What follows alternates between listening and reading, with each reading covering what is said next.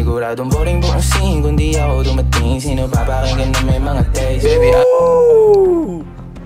Paniguradong boring daw ang scene kung hindi dumating o hindi napakinggan si Heb Abby.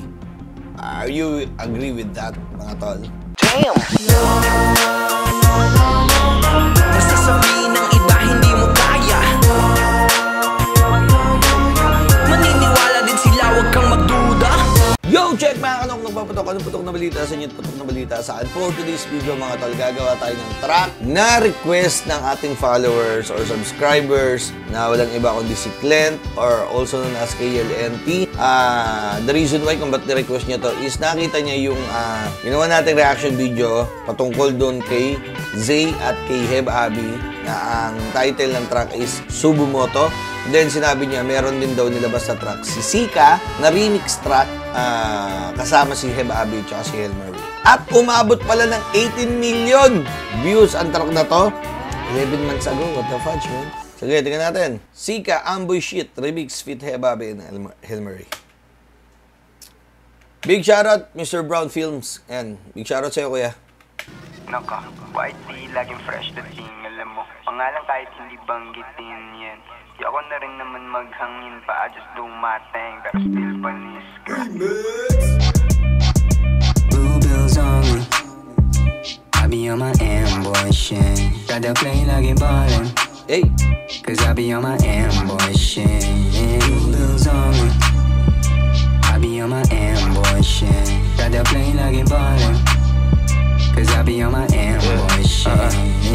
Amboy shit. When we talk about Amboy, mga tol, ito nga yung mga foreign na mga Amerikano na nag-i-stay dito sa Pilipinas. And karamihan din dito, mga tol, is parang sinasabi nila na yung mga Pilipino nag-feeling American style or yung ginagaya yung forma or like for example yung nature nila doon, kung paano yung galawan doon, parang ganon. Kumbaga parang ang Pilipino nagpapaka-Amerikano o Amerikano na naka-stay dito sa Pilipinas, parang ganon. So, amboy shit, I don't know kung may ibig sabihin pa dyan, pero amboy shit, sa pagkakaunawa ko, ganun siya. Yung ma-amboy shit, walang atoy stick. Naka-deep throat sa leeg ng bitch. Mo money, mo problems. Dati puro peso, ngayon dollars na ang hinahanap. Dati puro peso, ngayon dollars. So ito naman mga tol, parang Pilipino siya na parang American style yung gusto niyo mangyari. Sakray kaya natural na bala, parang anak ni Papa. Sa bebe niyang ebony na nakilala niya sa trap. Mga dalaga nagkakalabasan ng dede na mala pelikula Hollywood. Bata pa lang goon na ako sa QC, parang LA. Bata pa lang goon na ako sa QC. Ito nga mga tol, alam naman natin na kapag si Heb Abby na ang naglabas, mga tol, kakaiba yung nagawang formula niya kasi para siyang medyo mga jazzy rap, mga tol. No? So, pumutok yung pangalan niya sa pamamagitan ng uniqueness style na inilalabas niya. Papa. Sa bebe niyang ebony na nakilala niya sa trap. Mga dalaga nagkakalabasan ng dede na mala pelikula Hollywood. Bata pa lang goon na ako sa QC, parang LA. Dubi pinaikot mala baby. Dako pogi kaya kahit late say. Paniguradong boring Ako, parang LA, Dubi pinaikot. Tapos siya daw pogi kahit late safe. Paniguradong boring buong scene kung di ako dumating. Sino papakinggan na may mga taste? Baby, Paniguradong boring daw ang scene kung hindi dumating o hindi napakinggan si Heb Abby.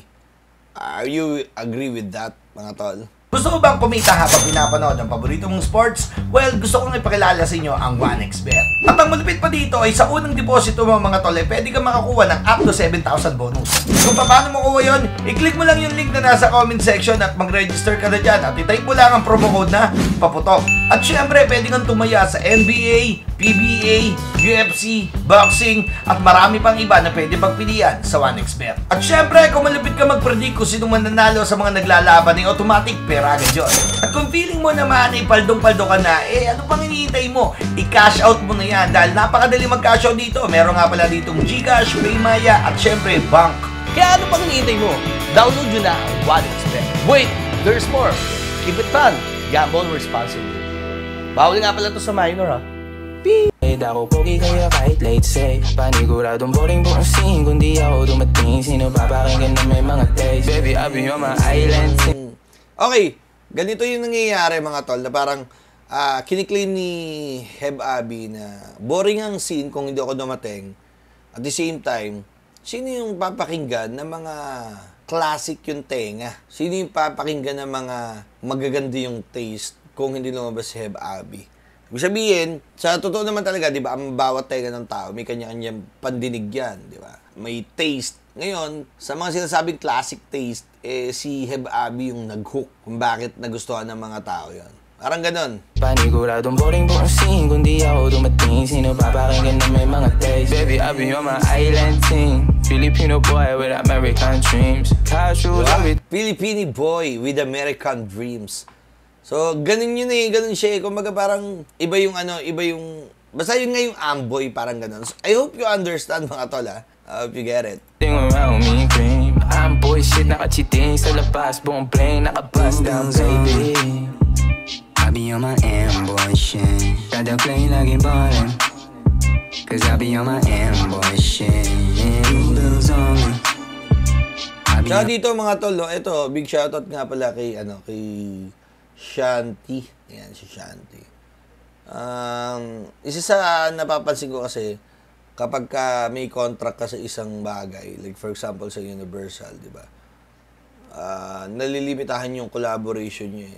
Syempre, kakilala niya yung mga, gigil na rin yung collab na mga yan. Or, sabihin natin may mga tagong collaboration, then after nang wala na sa Universal, baka sakala na i-release yun, diba? Bawal kasi yung makipag-collab basta-basta eh. On my amboy shit. Got the plane laging ballin'. Cause I be on my amboy. Let's go, Hail Mary! Kilala sa mukha at pangalan, Rapping G10C, YG ng lasangan. G10C. What the fudge, man? Parang lyrics din yan eh. Ni Sika eh. Di ba? Kasi napakinggan ko na yung amboy shit ni Sika eh. Kaso one verse lang yun. Bas namin tila ang dami na nag-iyakan. Tumbayan sa amin kahit na di mo nabilangan. Naka-braids, pati shades, putas. Tumbayan sa amin kahit di mo nabilangan. Mga tol, may times na kahit nakatayo ka, di ba, binibilangan pa rin yun. So, kay Hail Mary, knockout na talaga yan, tol. Huwag mo nang bilangan. Okay, gets. Nagulo ako dun, kasi, di ba, most of the time, yung nakatumba lang yung binibilangan ng 1, 2, 3. Okay, gets. So fresh, naka-dikis overall, test Cortez. Dikis overall, tapos Cortez. Ay, lupit ng mga nito mga gaming Pati shades, putas so fresh. Naka-dikis overall, test Cortez. Mo money, mo bitches means mo sex. Puro blues, yung bulsa, so blessed. Yeah, Tony. Puro blues, ang bulsa. Pero dito makikita nyo pa rin dito yung parang hassle or pagpapayaman. Karamihang topic ng ilang artist dito. Kasi pag sinabi mo kasi mga rap artist, para siyang from rag to riches. Wala namang nangarap na maging rapper. Tapos magi-stay ka sa kahirapan. Nagigets nyo mga tol. Parang most of the time, kapag rapper ka, ang goal mo is maging successful din. In a way, sa money matters, financial, life, family, parang ganun siya di ba? Walang nangarap na maging rapper na mahirap ka lang. Ginagawa nila to dahil parang yung rap kasi yung nagiging pag-rapper ka mula mahirap hanggang mayaman ang labanan, parang ganun. Montana, Dolce Gabbana, bitch sa bulsa, so blessed. Yeah, Tony Montana, Dolce Gabbana, bitch sa kama, petit may bandana. Oh shit, malala na pagka. Petit may bandana, what the fudge, man? Petit may bandana. Yeah, Tony Montana, Dolce Gabbana, bitch sa kama, petit may bandana. Oh shit, malala na pagkainom niya ng brew. Hiniga ko sa aking kamang purong perang mga blues. Sa dami na. Pagkainom niya ng booze, hiniga ko sa kama, kasama ang mga blues. So yun nga, blues, money, booze, alak, tsaka, Tony Montana, binanggit, okay. Kilala nyo naman niya, mga tol. Si Dulce, kilala nyo na yan. Cortez, mo money, mo bitches means mo sex. Puro blues, yung bulsa, so blessed. Yeah, Tony Montana, Dolce Gabbana, bitch sa kama, petit may bandana. Oh shit, malala na pagkainom niya ng brew. Hiniga ko sa aking kamang purong perang mga blues. Sa dami-dami, ilan lang ilumitaw. Kung katong iba, di ka pwedeng maligaw. Juicy, ramdam mo ba yung ginang? Amboy, kaya swabe bumitaw. Okay. Diyan kasi mga tol, di ba mapapasin nyo naman, hindi naman natin na nililimitahan yung mga sarili natin. Kung talagang idol mo yung galawan sa Amerika, why not? Kung yun yung tingin mo makakapagpausbong ng talento mo, makakapagpausbong ng buhay mo, do it. Walang limitasyon dito sa pag-abot ng pangarap, mga tol, di ba? So, ayan, wala mang problema doon, di ba? Kung yun yung nature na gusto nyo, di ba? Depende pa rin yan sa pagpili. So, nabubuhay ang tao sa pagpili. I be on my amboy shit. Gotta play like a ballin'. Cause I be on my amboy shit. Bills on me. I be on my amboy shit. Gotta play like a ballin'. Ballin'. Cause I be... Si alam mo, dahil may ballin na lines dito, kinuha si Ballin eh. By the way, mga tol, na-meet ko na si Ballin way back 2023, as far as I remember. So, pakita ko lang din. Gusto kong pakita lang, ha. Mabilisan lang. Mabilisan lang. Sabing mabilisan lang. Okay na, sir. Patay. Yan. Thank you, sir. Yabang no? Cool na lang no?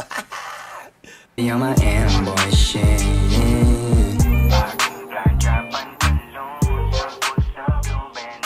Blue bandana.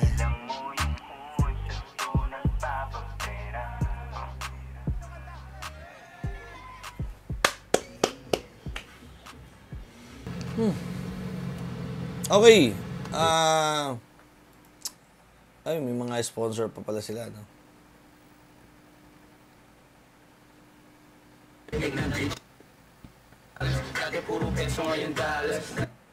Okay, mga tol. Ayun. Sobrang hook. Sobrang ganda ng vibes na nagawa dito. And nakakalungkot lang, no? Minsan kasi parang napapansin ko kung sino yung orig or original, siya yung kokonti yung views. Tapos nito, nung Heba Abi na, Hail Mary na, tapos Sika, saka 18 million views. So, ano kayang kulang sa marketing strategy, sa pagpapromote, or dahil pumasok yung fanbase ni Heba Abi at fanbase ni Hail Mary, kaya ganon. Kasi may track na sila dati nitong Sika eh. Ito. May track na sila dating Amboy Shit eh. Ito, official music video yan, 1M lang.